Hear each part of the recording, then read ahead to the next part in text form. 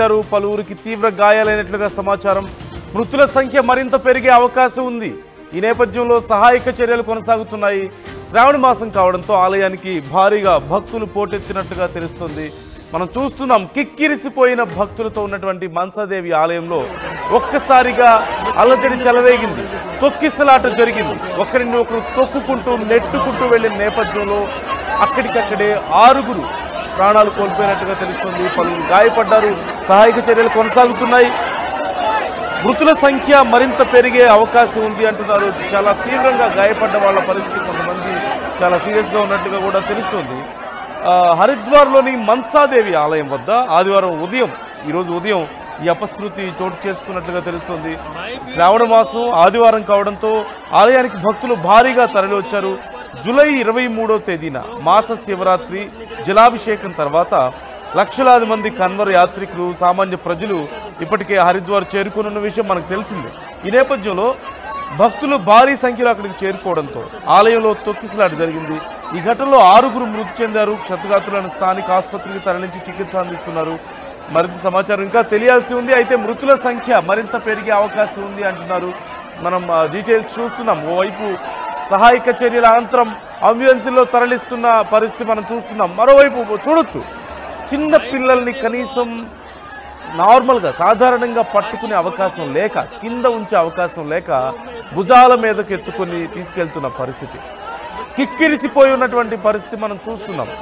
23 తర్వాత శివరాత్రి జలాభిషేకం తర్వాత లక్షలాది మంది కన్వర్ యాత్రికులు అలాగే సామాన్య ప్రజలు కూడా అక్కడికి చేరుకున్నారు.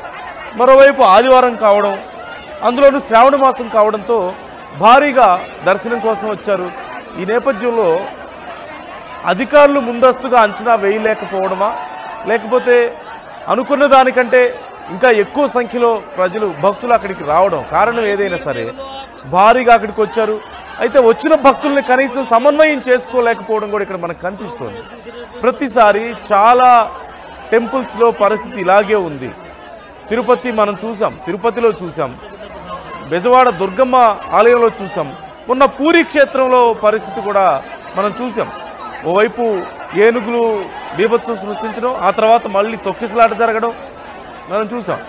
ఇప్పుడు కూడా అలాంటి ఘటనే మనం చూస్తున్నాం హరిద్వార్లో. ఇలా వరుసగా ఆలయాల్లో, దేవాలయాల్లో తొక్కిసలాట ఘటనలు మళ్ళీ చోటు చేసుకుంటూనే ఉన్నాయి. రిచెస్ట్ టెంపుల్స్ మళ్ళీ ఇవన్నీ కూడా పూరి క్షేత్రం అయినా సరే, తిరుమల శ్రీవారి ఆలయం అయినా సరే, హరిద్వార్ అయినా సరే, బెజవాడ కనకదుర్గమ్మ అమ్మవారైనా సరే, ఇండియాలో రిచెస్ట్ టెంపుల్స్ ఇవన్నీ కూడా డబ్బులకి కొదవలేదు. కానీ ప్రతిసారి ఇలాంటి నిర్లక్ష్య ధోరణుల వల్ల అనేక మంది భక్తుల ప్రాణాలు కోల్పోతున్నారు. తిరుపతిలో అలాగే ప్రాణాలు కోల్పోయారు. నిన్నగాక మొన్న చర్యలు తీసుకున్నారు. సంవత్సరం తర్వాత దగ్గరగా 6-7 నెలల తర్వాత చర్యలు తీసుకున్నారు. జనవరిలో ఘటన జరిగింది. ఇప్పుడు మళ్ళీ అలాంటి ఘటన చూస్తున్నాం.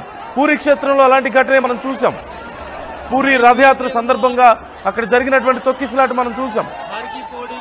గతంలో దుర్గమ్మ అమ్మవారి టెంపుల్లో జరిగినటువంటి తొక్కిసలాట చూసాం. ఇలా అనేక చోట్ల చాలా టెంపుల్స్లో ఇదే పరిస్థితి. రోజు రోజుకి భక్తుల సంఖ్య పెరుగుతోంది.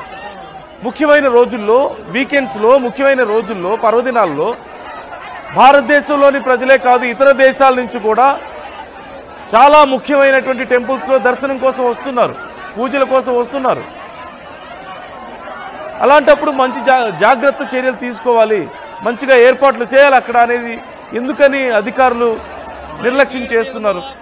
అసలు చర్యలు చేయడం లేదు, తీసుకోవడం లేదని ఎవరు చెప్పడం లేదు. కానీ తగిన స్థాయిలో లేకపోవడం వల్ల, మరీ ముఖ్యంగా తొక్కిసలాట జరుగుతుంది అంటే ఖచ్చితంగా అదుపు చేయలేకపోవడం వల్ల జరుగుతున్నాయి వరుస ఘటనలు. భక్తులు లక్షలు కోట్ల రూపాయల డబ్బుని ఇస్తున్నారు కదా. ఈ ముఖ్యమైన టెంపుల్స్ అన్నిటికీ కూడా భారీ ఎత్తున విరాళాలు వస్తున్నాయి కదా. భక్తులు స్వామివారికి కానుకలు సమర్పిస్తున్నారు కదా. ఆ డబ్బులతో ఎక్కడెక్కడో తీసుకెళ్లి సేవలు చేసేదానికంటే ముందు ఆలయాన్ని అభివృద్ధి చేసుకోవాలి కదా. లేదు, భక్తులు భారీగా వస్తారని అంచనా వేశారు. 1,00,000 మంది వచ్చేలా ఉంటే ఖచ్చితంగా మీరు 1,50,000కో 2 లక్షలకో ఏర్పాట్లు చేసుకోవాలి. తప్పితే 50,000 మందికి ఏర్పాట్లు చేసుకుని కూర్చుంటే ఎలా సరిపోతుంది? ఇలా ప్రతిసారి భక్తులు ప్రాణాలు పోగొట్టుకుంటున్నారు, అనేక మంది గాయపడుతున్నారు. అందులో ఆడవాళ్ళు ఉన్నారు, చిన్నపిల్లలు ఉన్నారు. మనం విజువల్స్ చూడొచ్చు. కిక్కిరిసిపోయిన జనాన్ని మనం చూస్తున్నాం. కిక్కిరిసిపోయి కనీసం గాలి కూడా ఆడదు. చిన్నపిల్లలు, ఆడవాళ్ళు, ముసలి వాళ్ళ పరిస్థితి ఎంత దారుణంగా ఉంటుంది. అక్కడ వయసు అయిపోయిన వాళ్ళు ఎలా ముందుకెళ్ళగలుగుతారు?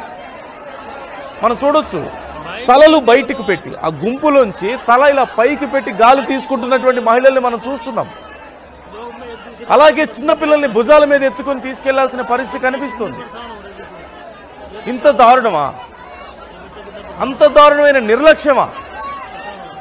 నిజంగా అసలు అలాంటి పరిస్థితి ఉన్నప్పుడైనా సరే వెంటనే అక్కడ ఉన్నటువంటి అధికారులు స్పందించాలి. స్పందించి ఒక్కసారిగా క్యూ లైన్లోకి వదలకుండా వెంటనే డివైడ్ చేయాలి, గ్రూప్స్గా డివైడ్ చేయాలి. ఒక గ్రూప్కు 100 మంది చొప్పున రిలీజ్ చేయడమో ఏదో ఒకటి చేయాలి కదా. అలా చేయకుండా నిర్లక్ష్యం వహించడం వల్ల ఇలాంటి దారుణాలు జరుగుతున్నాయి. ఒకచోట కాదు, దేశవ్యాప్తంగా చాలా టెంపుల్స్లో ఇదే పరిస్థితి. ప్రముఖ పుణ్యక్షేత్రాలన్నింటిలోనూ ఇదే పరిస్థితి. ముఖ్యంగా వీకెండ్స్లోనూ, ప్రత్యేకమైనటువంటి రోజుల్లో, కార్తీక సోమవారాలు లాంటి రోజుల్లోనూ, లేదంటే స్వామివారి ఊరేగింపులు ఉన్నటువంటి రోజుల్లోనూ ఇదే పరిస్థితి. ఇలాగే భక్తుల ప్రాణాలు పోతున్నాయి. కాదు, భక్తుల ప్రాణాలు తీస్తున్నారు నిర్లక్ష్యంతో. స్వామివారి డబ్బులు స్వామివారి కోసం, స్వామివారి భక్తుల కోసం ఖర్చు పెడుతున్నారంటే స్వామివారికి ఖర్చు పెడుతున్నట్టే లెక్క. స్వామివారికి ఉన్నటువంటి సంపదని స్వామివారికి ఖర్చు పెట్టడానికి సమస్య ఏంటి? ఇంకొక 100 మంది సిబ్బందిని ఎక్కువగా ఏర్పాటు చేయడానికి సమస్య ఏంటి? ఇంకో 10 కెమెరాలు, సీసీ కెమెరాలు ఎక్కువగా ఏర్పాటు చేసుకోవడానికి సమస్య ఏంటి? లేదంటే ఎక్కువ బారికేడ్లు పెట్టుకోవడానికి సమస్య ఏంటి? అలా చేయకపోవడం వల్లే కదా ఇది. ఒక్కసారిగా 100 మందిని, 1000 మందిని క్యూ లైన్లోకి వదలడం, ప్రాణాలు పోగొట్టుకోవడం ప్రజలు, భక్తులు. తర్వాత మహా అయితే క్షమాపణలు చెప్పుకోవడం, చర్యల పేరుతో ఒకళ్ళిద్దరి మీద ఏదో తూతు మంత్రంగా చర్యలు తీసుకోవడం. మళ్ళీ అలాంటి ఘటనలే జరుగుతున్నటువంటి తీరు మనం చూస్తున్నాం. ఇంకా ఎంతమంది ప్రాణాలు పోగొట్టుకోవాలి భక్తులు? ఎంతమంది హిందూ భక్తులు తమ ప్రాణాలను పణంగా పెట్టాలి స్వామివారి దర్శనం కోసం? ఇంకెప్పుడు తెలుస్తుంది ఈ ఆలయాలను మెయింటైన్ చేస్తున్న వాళ్ళకి, ఆలయ నిర్వాహకులకి ఇంకెప్పుడు వస్తుంది ఈ విచక్షణ? ఇంకెంతమంది భక్తుల ప్రాణాలు తీస్తారు మీ చేతుల మీదుగా? మా ప్రతినిధి శిల్ప మనతో లైవ్లో సిద్ధంగా ఉన్నారు. శిల్ప, వరుసగా ఘటనలు మనం చూస్తున్నాం. తిరుమలలో చూసాం, విజయవాడలో చూసాం, పూరిలో చూసాం, ఇప్పుడు మళ్ళీ హరిద్వార్లో చూస్తున్నాం. ఎక్కడ చూసినా ఇదే తంతు. వేల మంది, లక్షల మంది ప్రజలు తరలి వస్తారని తెలుసు. ప్రత్యేకమైనటువంటి రోజుల్లో, ముఖ్యంగా వీకెండ్స్లో ఇంకా ఎక్కువ మంది వస్తారు, విదేశాల నుంచి కూడా వస్తున్నారు, భక్తుల సంఖ్య పెరుగుతోందని తెలుసు. కానీ మళ్ళీ భక్తుల ప్రాణాలు తీస్తున్నటువంటి పరిస్థితి.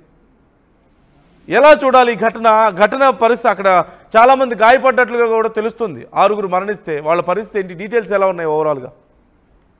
శ్రావణ మాసాన్ని భక్తులు ఎంతో పవిత్రంగా భావిస్తుంటారు. శ్రావణ మాసంలో హరిద్వారంలోని మానసాదేవిని దర్శించుకోవడానికి వేలాది సంఖ్యలో వెళ్తుంటారు. వచ్చే ఏదైతే శ్రావణ మాసం మొదటి ఆదివారం రోజు అటు అమ్మవారిని దర్శించుకోవడం, అదేవిధంగా గంగా జలాలని తీసుకురావడం కూడా చాలా మంది సెంటిమెంట్ గా భావిస్తారు. ఇదే నేపథ్యంలో ఉత్తరాఖండ్ లోని హరిద్వార్ లోని మానసాదేవి ఆలయంలో విషాదం చోటు చేసుకుంది. ప్రధానంగా ఒక్కసారిగా భక్తులతో ఎక్కించుకోవడంతో అక్కడ ఇటు పోలీసుల నిర్లక్ష్యం కావచ్చు, అక్కడ ఉన్నటువంటి నిర్లక్ష్యం కావచ్చు, అక్కడ